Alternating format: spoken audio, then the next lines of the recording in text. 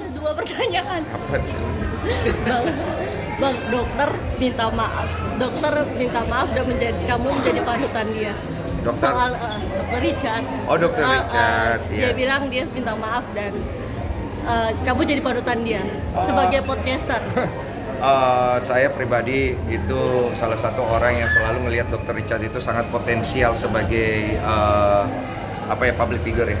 Dan kemudian merambah ke dunia podcast. Bahkan banyak banget orang tuh senang banget dengan Dr. Richard ketika dia mereview skincare dan sangat edukatif dan menolong banyak sekali wanita di Indonesia. Kemarin ucapan saya itu bukan untuk menjatuhkan Dr. Richard. Ucapan saya itu karena sudah terlalu jauh aja. Dan saya takut nanti Dr. Richard malah kenapa-napa karena akhirnya dia nggak bisa ngerem hal itu. Dan saya bersyukur banget Dr. Richard ya mengucapkan maaf karena hal itu yang memang kita perlukan aja gitu. Gak usah terlalu didrama-dramain banget. Dan saya pikir menjadikan saya panutan saya kurang pantas.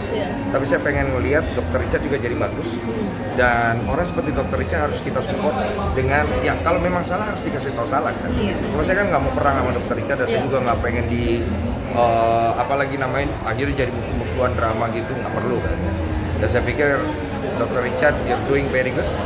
Itu hal yang perlu lakukan dan kedepannya kalau lu ngelakuin salah, gue ngelakuin salah, kita semua perlu melakukan hal yang dewasa aja udah cukup seperti itu. Tapi gara-gara podcast sebenarnya kamu jadi dipuji-puji banget pemikirannya dewasa, terus nggak aneh-aneh, podcast yang bagus gitu. Pujian itu bukan buat gua, pujian itu untuk Dr. Richard, untuk orang-orang yang juga sama-sama menyuarakan bahwa hal seperti itu nggak bagus.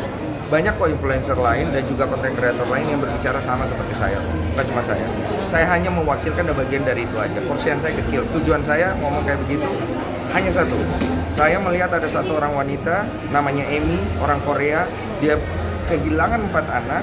Dia punya problem dan jangan anaknya dilibatkan di dalam digital apalagi namanya di dalam wawancara. Kalaupun dilibatkan jangan kalau bisa di blur dan biarkan mereka selesaikan itu di ranah pengadilan.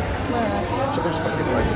Nah, terakhir Bu Ami kemarin sudah di Polda dan sudah masuk kasusnya di pengadilan Singapura. Support kamu seperti apa sih? Ya good luck buat Bu Ami, juga buat suaminya dan juga buat keluarganya.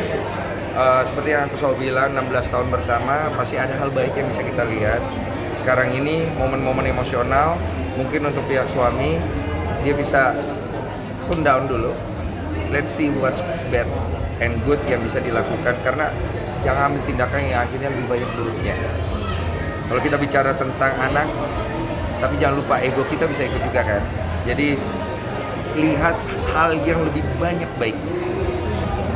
Oke, thank you.